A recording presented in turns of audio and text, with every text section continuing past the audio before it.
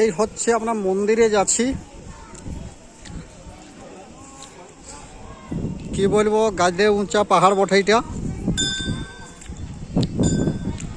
খেলতে এসেছি, ছানাগুলা চ্যাম্পিয়ন হচ্ছে, তো ঠাকুরকে আগে একটা মানসিক করেছিলি যদি ভালো খেলে ছানাগুলা, যদি জিততে পারি তো তোকে একটা পূজা দিয়েই যাব।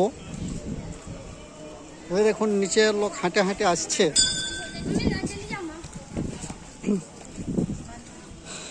আর যারা কোনোদিন আসো নাই একটু দেখে লও পাহাড়ের উপরলে নিচের দিকে ঘরগুলাকে কত ছোট ছোট লাগছে।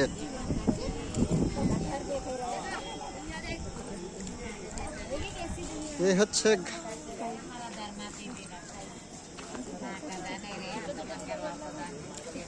এই দেখুন ঠাকুরের কাছে ভোগ নিয়েছি।